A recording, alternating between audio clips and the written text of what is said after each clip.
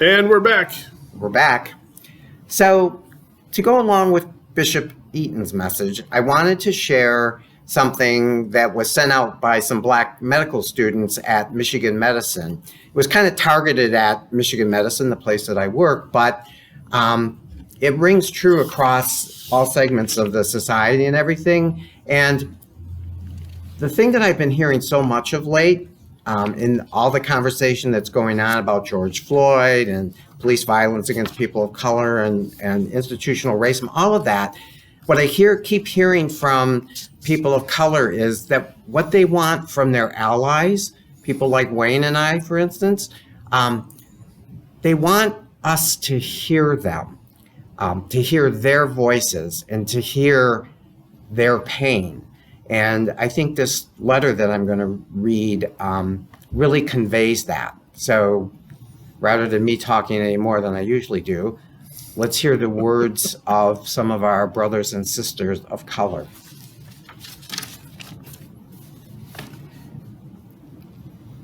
We call on you. To our neighbors, our friends, and leaders, we call on you to stand with us.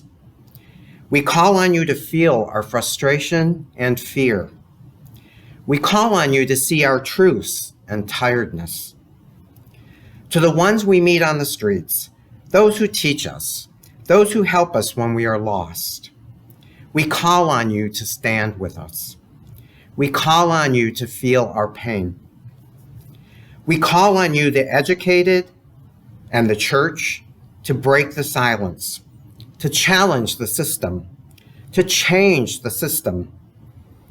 To our friends, those we dance and act with, those we sit across from at happy hour, those who we work and study with, we call on you to stand with us. We call on you to make your voices heard. We call on you to make our voices heard. We call on you, people of all backgrounds, all faiths, all political persuasions. We call on you. To Michigan, we call on you.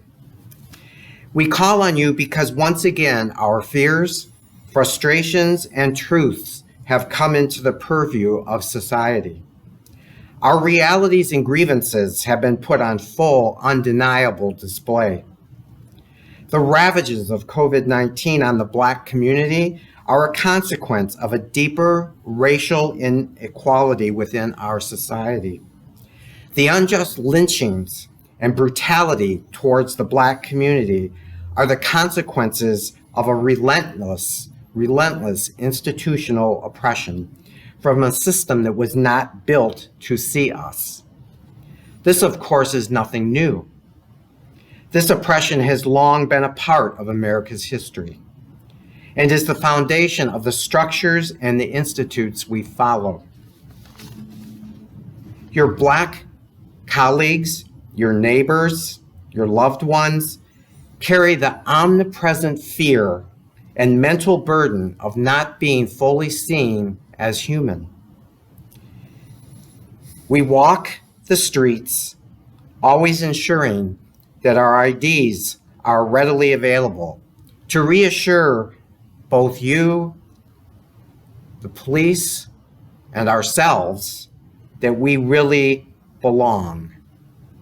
We avoid wearing hoodies and freeze when we're stopped by police in fear of being wrongfully questioned or accused. We don our work clothes and uniforms, our tight neckties and high heels, no matter the temperature, no matter the pavement, simply to remind those whose paths we cross in the world that we belong. This is why we call on you, to break the silence and to bring a change.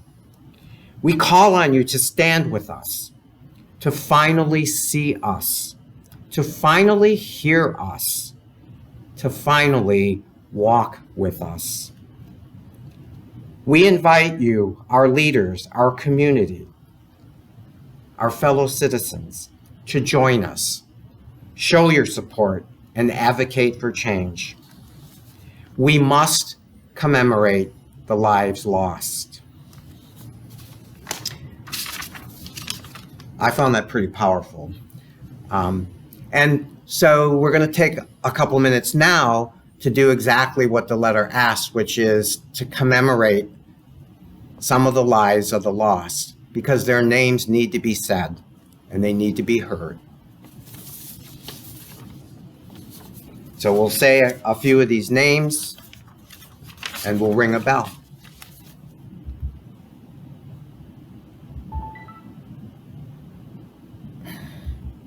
Well, maybe we will. Okay. George Floyd.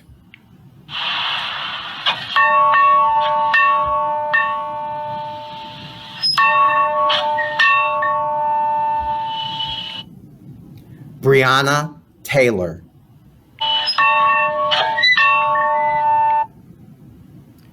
Ahmaud Arbery.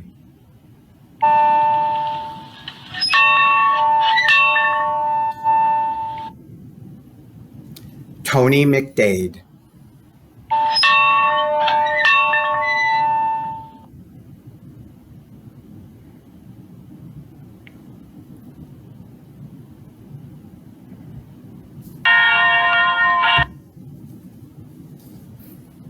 Tamir Rice. Sorry, having some technical difficulties here.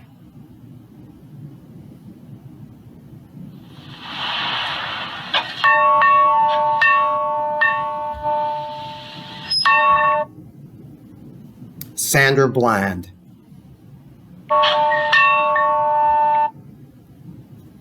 Philandro Castile.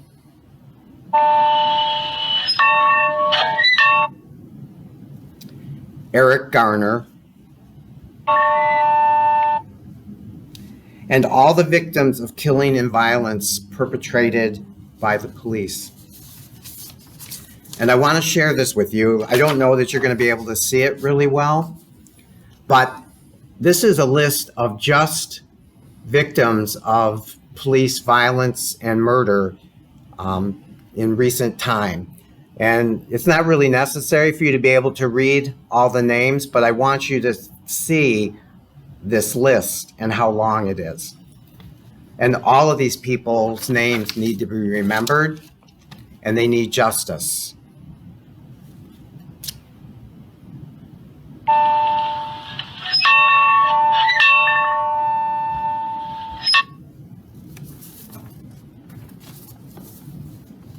Remember their names, pray for them, pray for forgiveness, pray for understanding, pray for peace.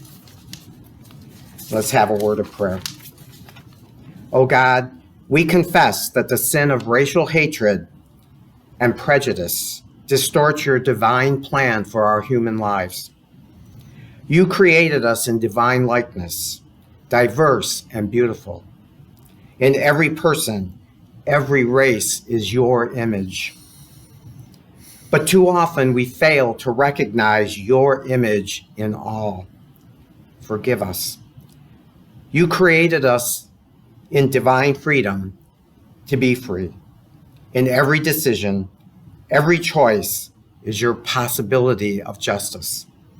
But too often we fail to choose to advocate for your justice for all. Forgive us. You created us for divine abundance to tend and share. In every garden, every social structure is your seed of community. But too often we fail to create that community which includes all and give to all equal access to your abundant life. Forgive us.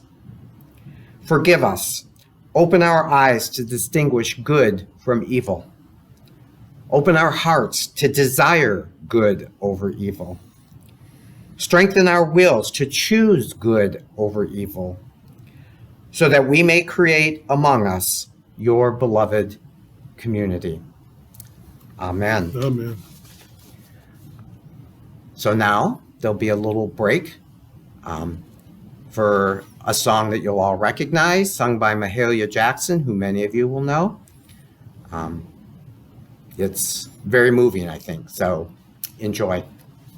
Stay tuned. We'll be right back.